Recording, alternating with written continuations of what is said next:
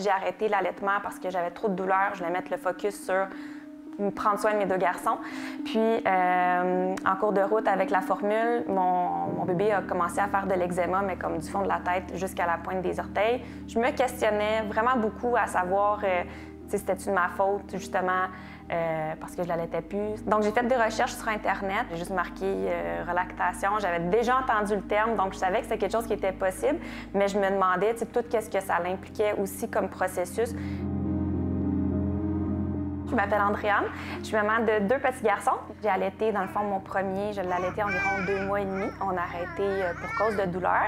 Puis le deuxième, aussi, je l'ai allaité. J'ai fait une relactation, c'est dans le fond mon parcours d'allaitement avec Arlo. Je trouvais pas ça normal qu'on doive lui donner des médicaments pour qu'il puisse grandir, alors qu'avant, tout allait bien avec mon allaitement. Mais parce que là, on changeait comme toute son alimentation, on le mettait sur la formule anti-allergène. La relactation, c'est le fait de redémarrer une production de lait chez une maman qui aurait soit diminué, soit arrêté par choix ou suite à des problèmes, qui souhaite revenir à un allaitement au sein. J'ai été en arrêt d'allaitement avec Arlo un bon 2 mois et demi environ. Avant de faire les premières démarches auprès de ma marraine d'allaitement pour savoir quoi faire exactement, j'avais déjà tenté des mises au sein ici à la maison. Puis étonnamment, il prenait le sein, alors que j'avais peut-être une goutte pendant longtemps de son boire. Salut! Ça va? Ben oui, ouais? Je me nomme Mélanie, je suis maman de 3 enfants, puis marraine d'allaitement depuis bientôt 4 ans. J'ai été bien honnête avec elle à dire que moi, j'étais prête à l'accompagner dans ce beau projet-là, mais que j'étais pour aller chercher les informations pour lui donner vraiment les idées réalistes. Elle me l'a dit de but en blanc que c'était pour être difficile, mais que si j'étais motivée puis que si je voulais vraiment y arriver, comme c'était faisable. Moi, j'ai consulté la conseillère en lactation qu'on a avec Nourrissource. On va l'évaluer avec elle pour voir les chances de succès pour chaque maman. Puis encore là, le succès, pour certaines, c'est juste de le remettre au sein, peu importe ce qu'il reçoit. Pour d'autres, c'est l'aspect immunitaire, donc pas besoin d'avoir une pleine production.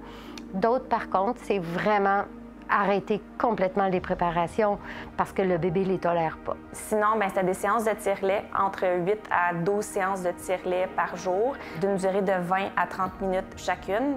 C'est demandant parce que c'est vraiment repartir comme si on avait un nouveau-né avec des tétées fréquentes, beaucoup de tire-allaitement, une remise au sein de bébé progressif. Je me souviens, j'avais envoyé à Mélanie des photos une fois, je voyais mon augmentation de lait, je trouvais ça encourageant. Sur une journée, une fois, j'étais capable d'avoir 2 onces sur mes 12 tirs de la journée, j'avais eu 2 onces de mon lait. C'était vraiment la grosse affaire de voir tout ça. Ce genre de beau projet-là fait en sorte qu'on crée un lien avec cette personne-là parce qu'on le vit intensément tous les 2 ensemble.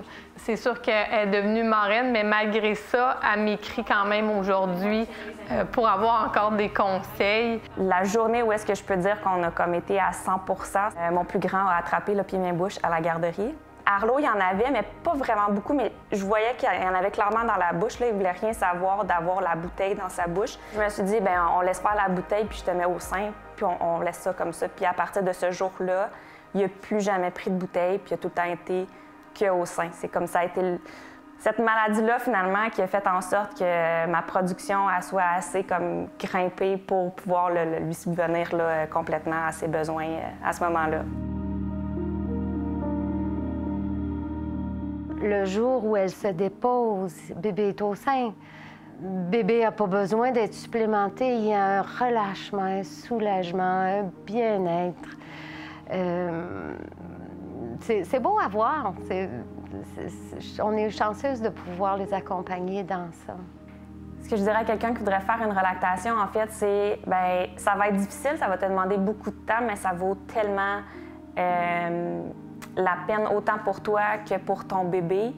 Puis à chaque petite goutte qui va arriver, tu vas en sentir tellement une fierté puis une joie que même si tu n'arrives pas à nourrir ton bébé à 100 % avec ton lait à toi, mais ce que tu lui donneras, ça sera déjà ça, puis c'est de l'or en barre, dans le fond, là. De l'or liquide, en fait, là, ouais.